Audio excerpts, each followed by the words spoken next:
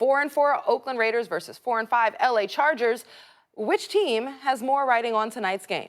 I mean, I think it's the Chargers. The Raiders have already overachieved. I don't think that their plan had them in playoff contention. And while they're on the fringe of playoff contention right now, it seemed to me that when John Gruden got there, we all laughed at him for some of the decisions he's made and the fact that he's playing kind of like 1990s run-and-shoot style football with a D-line that can't rush the passer. He's made this team respectable quickly. He's already won for this season. They're gearing up for next year in Vegas. That's when they want to start making their push, when they are in their new fan base. So right now, they already have their successes this season. They want to keep building, but if they lose tonight, I don't think anyone in that organization is going to be depressed or disappointed with where they've gone, considering the fact that their offseason had all that turmoil with Antonio Brown and all that nonsense. They're a solid, respectable football team. However, before the season started for the Chargers, there were Super Bowl aspirations. They had some injuries that kind of calmed some of that excitement, but they definitely thought there were playoff aspirations for their aging quarterback, Phillip Rivers. Their window is right now, and they have a chance, potentially, though they're on a fringe in a weak AFC,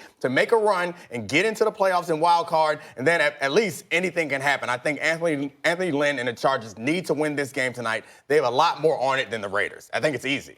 Now, I want to go with the Raiders. I think, listen, it's one thing to talk about house money. I know they're 4-4 and they're probably ahead of where the projection is. But do you think John Gruden cares about thinking about Vegas right now? He's thinking about here and now. Because, if I'm Derek Carr, we know that the Oakland Raiders have ammunition going into the next draft if they want to make the choice of going a different direction at quarterback. I think it's really important for the Oakland Raiders to keep this thing going, especially Derek Carr, if he wants to move on with the Raiders to Las Vegas. They can't let up. They can't say, oh, we're 4-4 right now and everything is good. They still got to continue. Derek Carr in particular still got to continue to play at a high level if he still wants to be the quarterback of the Oakland Raiders moving forward. Maybe it's Derek Carr. Maybe it's a lot of pressure on him, but I think, and I could be wrong, obviously, maybe he can win over John Gruden, but I think John Gruden is out on Derek Carr already. I think he was out on Derek Carr when he got there. If he thought that Derek Carr was the guy, they had a roster, they had Khalil Mack, they had guys, they had a team that wasn't without talent. He could have built a team to win right now. He's playing good right now, but I think he's playing good right now because John Gruden has fixed the offense in a way that allows him to throw these short passes. I think John Gruden would like to have an offense that's more dynamic. So I think Derek Carr is probably good enough to be a starting quarterback in the league. But John Gruden, this is an important point. They signed John Gruden to a 10-year contract. So I might be listening to you if it was somebody else, some other coach on a 3-year, 4-year deal. He's like, we got to win now or they're going to move on from me. John Gruden has a 10-year contract. He is going to use that time, use it wisely. And I think signing a coach to a long contract is probably smart because then he can make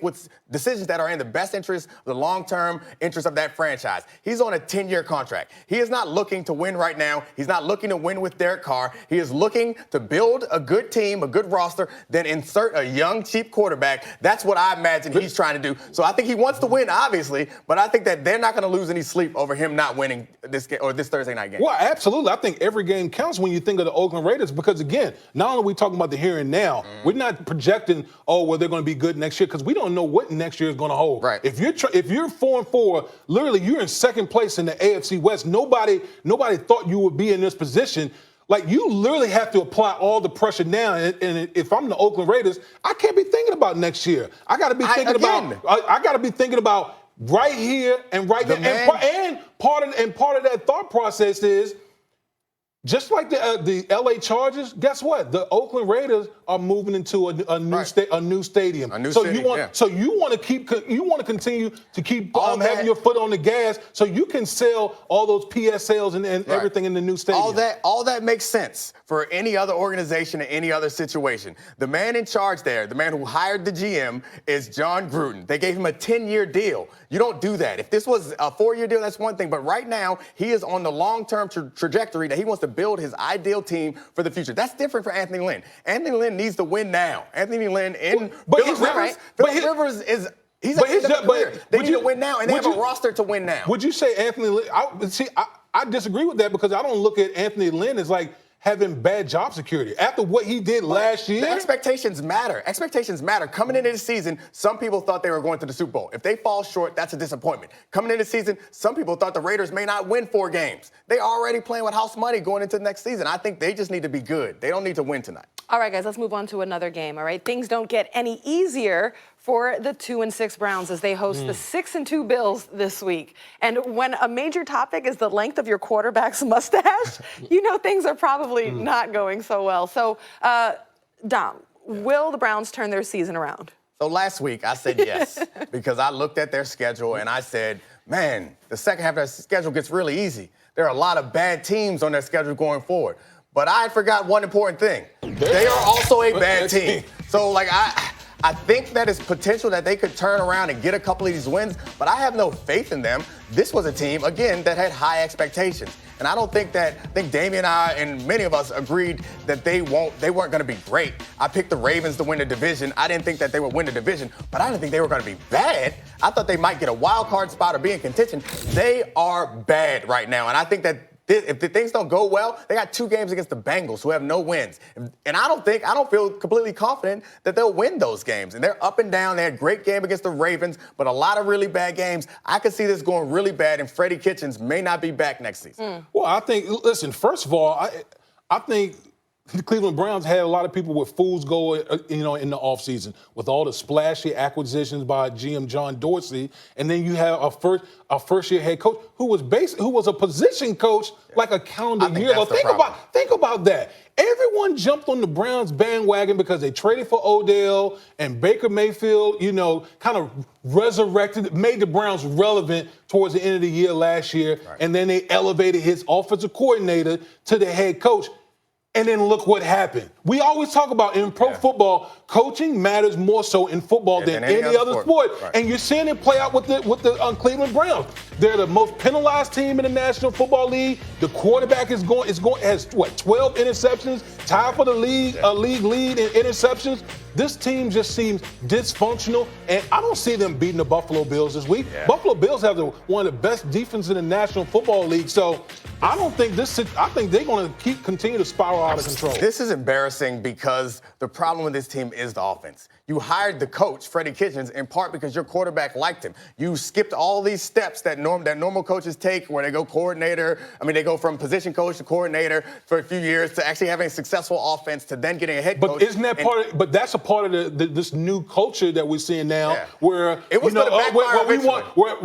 want to hire the quarterback whisperer, the quarterback guru instead of hiring CEOs of men. Because that's what head coaching is all about is can you command the team? Can you command all 53 guys, not just one guy in the quarterback? Yeah, that is a full-time job. And I think you're right. If you are good at quarterback whispering, then maybe you should be a quarterback coach. If you're good at coordinating offenses, then maybe you should be an offensive coordinator. But being the head coach is about marshaling the culture of the team. And Freddie Kitchens has not learned to do that. And he talks about solving the problems as if the problem is something that you can fix in film study. That's not it. They don't believe. They don't believe in what you're giving them. They don't believe in you. They're not putting in the work because the talent is there. I don't criticize Dorsey for the players he brought in. I think those splash acquisitions weren't a problem because it presumably was built around some good foundational players because that defense is still playing well. The problem, the bad decision that he made was promoting Freddie Kitchens to head coach because it doesn't seem that he's ready. Culture also not only comes from the coach, you also see that trickle down from the quarterback as well. What do you guys think of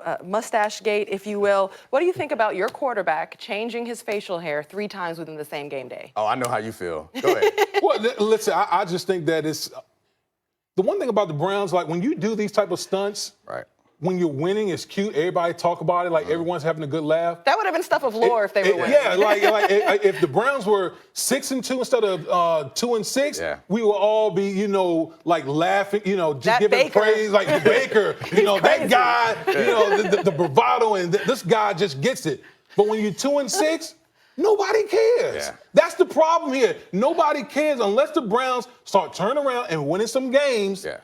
then it just seems like we're just going to continue to pile on Baker Mayfield and the Cleveland Browns. I mean, it's obvious now because also Freddie Kitchens had the remark where he said, "I don't look at stats." And if Freddie Kitchens, how do you not look at stats? Yeah, if Freddie That's Kitchens, part of the job. If Freddie Kitchens was winning, we would say, "See, that's a real football guy. He don't got time for stats. He's breaking down film." And if Baker Mayfield were winning, we'd be like, "Hey, that's so cute, his mustache thing." Like, I still appreciate the fact that he keeps his sense of humor and he keeps it going while he's losing.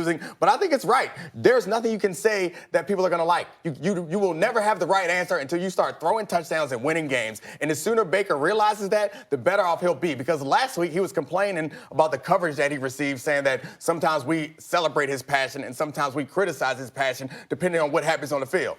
Duh. Like that's what happens. If you win, you can say and do just about anything. If you lose, everything you say and do is stupid. If you were his teammate or his coach, perhaps even better, his coach, and your team is 2-6, would you want to kind of have your quarterback rein it in, or you want him to still be himself, do the crazy stuff, or do you need to see him not do all the extra stuff and just focus on making our team great? That ain't my concern. I don't believe that him doing the extra stuff impacts the way he plays on the field. I think he's playing poorly because he's playing poorly, not because he's shaving his mustache. So as a coach, I wouldn't be like, "Hey, stop with the comments, stop with the mustaches." I'd say, as long as you are putting in the time and the effort, that's fine. Sooner or later, we'll think that's cute. I don't want to hear it. You need to win. But that's where you stop. Well, I mean, the bottom line is like you shaving your mustache has nothing to do with averaging 12 penalties a game.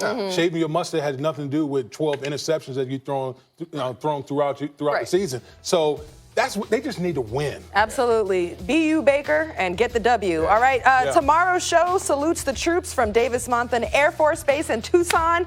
Molly, Max, Stephen A. will have you.